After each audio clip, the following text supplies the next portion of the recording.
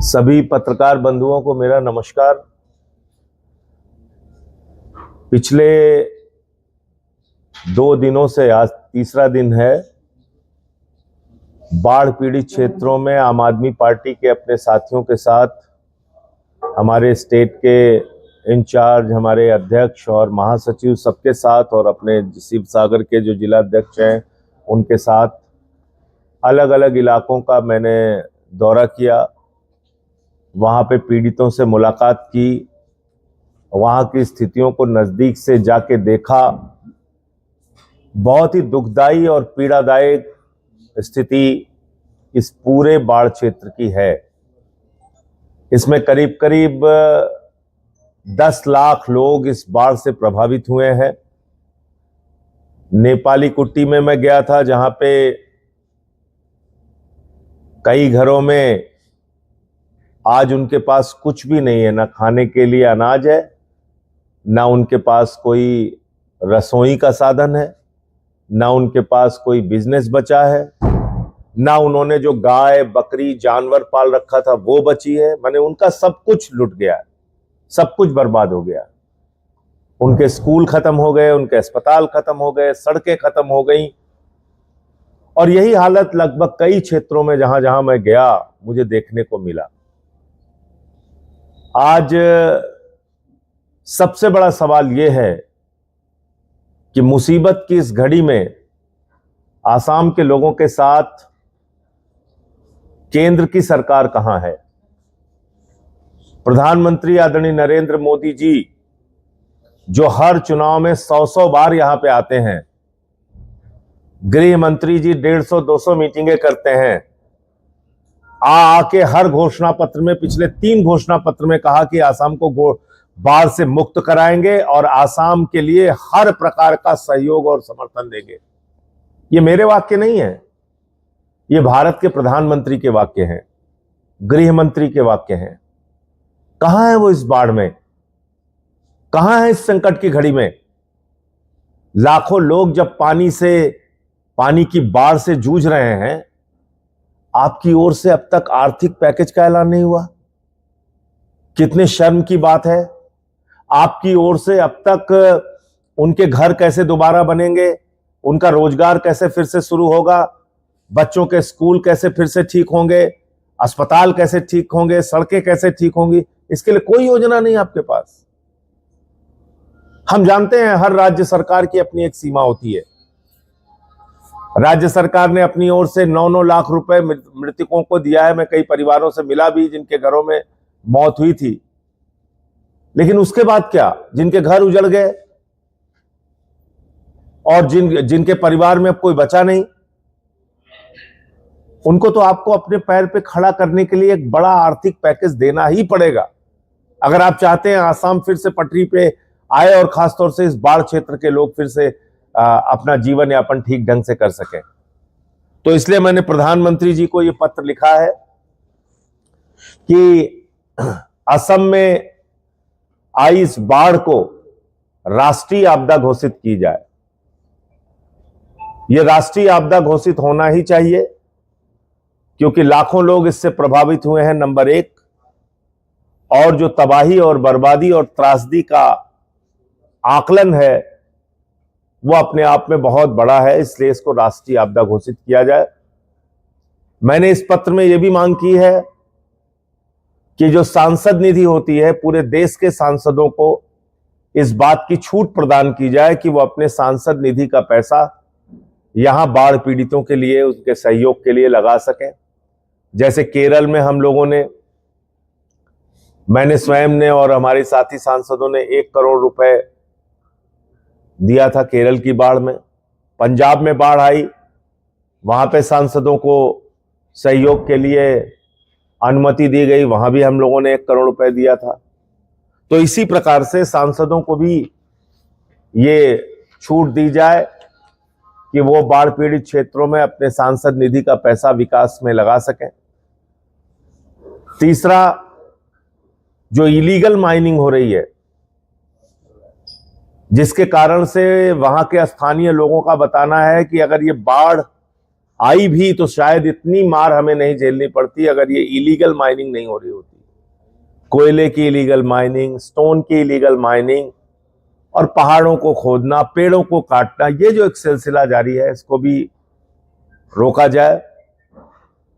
और इसके साथ साथ एक विशेष आर्थिक पैकेज ऐलान किया जाए जिसमें मृतकों के परिवारों को मुआवजा राशि बढ़ाई जाए। जिनका घर पूरी तरीके से खत्म हो गया है उनके घर दोबारा बनाने के लिए उनको एक कम से कम 10 लाख रुपए का सहयोग दिया जाए, जिससे कम से कम छोटा मोटा घर अपना वो बना सकें जिसका घर पूरी तरह से तबाह हो चुका है, बर्बाद हो चुका है। तो ऐसी कुछ मांगे हैं। मैं इस पत्र की कॉपी भी आप लोगों को शेयर कर दूंगा।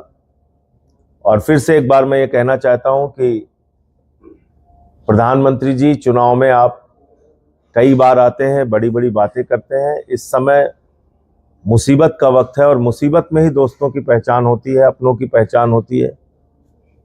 खाली भाषण देने से काम नहीं चलता। आप आइए, इन क्षेत्रों का दौरा कीजिए और साथ ही साथ इसका जो बाढ़ का हर बार आप घोषणा पत्र में कहते हैं हम बाढ़ मुक्त करेंगे, बाढ़ मुक्त करेंगे। कैसे करेंगे? असम के लोगों को बताइए तो कम से कम बताइए तो कैसे आप बाढ़ मुक्त करेंगे? इसका स्थायी समाधान क्या है? हर बार वो नदी के किनारे, ब्रह्मपुत्र के किनारे बांध बनाई जाती है और उसके बाद वो टूट जाती है और उसके बाद फिर उसके नाम पे इंजीनियर खा रहे हैं, ठेकेदार खा रहे हैं, नेता खा रहे हैं। ये सिलसिला बंद होना चाहिए। तो इसका परमानेंट सॉल्यूशन क्या है, स्थायी समाधान क्या है, उसके बारे में भी प्रधानमंत्री को एक योजना असम के लोगों को बतानी भी चाहिए और उसको यहाँ पे लागू करना चाहिए। मुझे इतनी बात कहनी थी। आपके कोई प्रश्न आप पूछ सकते हैं। सर, अभी फिलहाल आपने देखे शिक्षक और जोरत में साइडों में कितना निवेश हुआ है। अभी लगभग 20,000 करोड़ का एक अनुमान है खर्च होगा, लेकिन अभी सेंट्रल गवर्नमेंट ने असम को दिया सिर्फ 369 करोड़ रुपये, 2,000 करोड़ रुपया देंगे बोला है। इसमें से कुछ भी नहीं होगा। इस बारे में थोड़ा बोलिए। देखिए, जितनी सड़कें टूटी हैं, जितने स्कूल और अस्पताल बर्बाद हुए हैं, जितने लोगों के घर तबाह हुए हैं, जिन लोगों के यहां मौतें हुई हैं, और साथ ही साथ क्यों हम भूल जाते हैं कि खेत बर्बाद हो गए। हजारों एकड़ खेत बर्बाद हो गए पूरी तरीके से। आप उन्हीं का आंकड़ा निकाल लीजिए कितना पैसे का नुकसान हुआ है।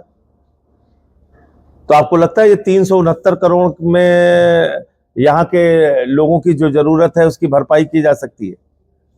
और जो बात मैं बार बार दोहरा रहा हूं कि मान लीजिए इस बार आके आपने थोड़ी मदद कर दी, फिर बाद में क्या होगा? ये क्षेत्र तो कभी भी बाढ़ के लिए तैयार नहीं था। 1950 में एक बार भूकंप आया था, लोगों ने बताया, उसके बाद कभी यहां पे बाढ़ नहीं आई। इस क्षेत्र के लोगों को बाढ़ से निपटने का उस प्रकार का अनुभव भी नहीं था कि कैसे बाढ़ की मुसीबत को झेला जाता है। तो पहली बार इन्होंने बाढ़ देखी इस तरह से। तो परमानेंट सॉल्यूशन क्या है इसका? उसके लिए कितना पैकेज देंगे आप आसाम को? कब तक आसाम पानी में डूबता रहेगा? कब तक यहां के लोग मरते रहेंगे? कब तक यहां पे तबाही और बर्बादी होती रहेगी? कोई तो एक समय सीमा तय कीजिए ना। आपने 3 चुनावों में वादा किया आसाम के लोगों से कि हम आसाम को बाढ़ मुक्त करेंगे। उस वादे को लागू कब करेंगे?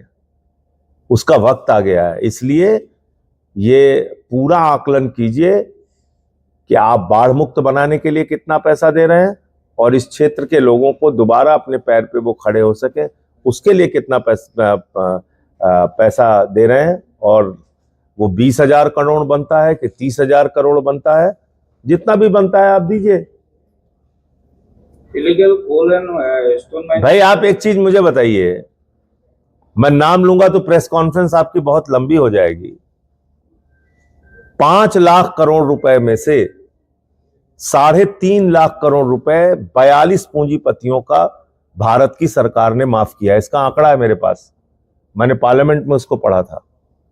तो आप 3.5 लाख करोड़ रुपए 42 पूंजीपतियों का माफ कर सकते हैं, तो 10, 20, 50 हजार करोड़ रुपए आसाम के लोगों को उनके पैर पे फिर से खड़ा करने के लिए क्यों नहीं दे सकते भाई? आपका एक पूंजीपति दोस्त है अडानी, उसको पूरी दुनिया में आप ठेका दिलवा रहे हैं घूम घूम के। उसके पीछे आप हजारों करोड़, लाखों करोड़ रुपए लुटाते रहते हैं, बैंक खोल देते हैं हिंदुस्तान के, जितना चाहे वो कर्जा ले ले। और आसाम के लाखों लोग अगर पीड़ित हैं तो उनको 300 करोड़ रुपए। तो ये तो मजाक है, मुसीबत में मजाक उड़ाने वाली बात है ये। आप कुछ पूछ रहे हैं? इलीगल माइनिंग जो स्टोन एंड कोल का होता है, इसके बारे में आप क्या कहें? देखिए, अभी जो नया एक्ट बना है वो भी बहुत खतरनाक है, आप लोगों को पता होना चाहिए। नया एक्ट क्या कहता है, जो अभी पास हुआ, जिसका विरोध मैंने किया, वो एक्ट कहता है कि अब राज्य सरकार को माइनिंग के ऊपर किसी भी प्रकार का कोई टैक्स, कोई सेस, कोई लेवी लेने का अधिकार नहीं है। नंबर 1। नंबर 2, वो जो बिल पास हुआ है, अमेंडमेंट पास हुआ है, उसमें यह लिखा हुआ है कि मिनरल बियरिंग लैंड जो होगी उस पर सीधा कंट्रोल केंद्र सरकार का होगा। यानी आपके घर के नीचे अगर केंद्र सरकार ने सर्वे करा के देख लिया कि इसके नीचे मिनरल है, तो आएंगे सीधे आपको उजाड़ेंगे, बोले भागो यहां से, हम इसको कब्जा कर रहे हैं। ये 2 खतरनाक कानून इस हो हल्ला में पार्लियामेंट के अंदर पास कर दिया गया, जिसके विरोध में मैंने बोला है, वो आपको मैं शेयर कर दूंगा। और इस पे फिर से एक बार सुप्रीम कोर्ट राज्य सरकार को जाना चाहिए। मुझे मालूम नहीं कि यहां के बीजेपी सांसदों ने विरोध क्यों नहीं किया, मुख्यमंत्री ने विरोध क्यों नहीं किया, क्योंकि इससे तो राज्य की आर्थिक शक्ति कम होगी। आप अपने स्टेट के अंदर होने वाली माइनिंग पे कोई टैक्स नहीं ले सकते। और इस बिल के समर्थन में सारे सांसद खड़े हो गए बीजेपी के। जिन राज्यों में माइनिंग होती है वहां के सांसद भी खड़े हो गए। तो इसलिए इलीगल माइनिंग का जो बात आपने कहा, इलीगल माइनिंग पे टोटल कंट्रोल करने की पावर इस वक्त नरेंद्र मोदी के हाथ में है।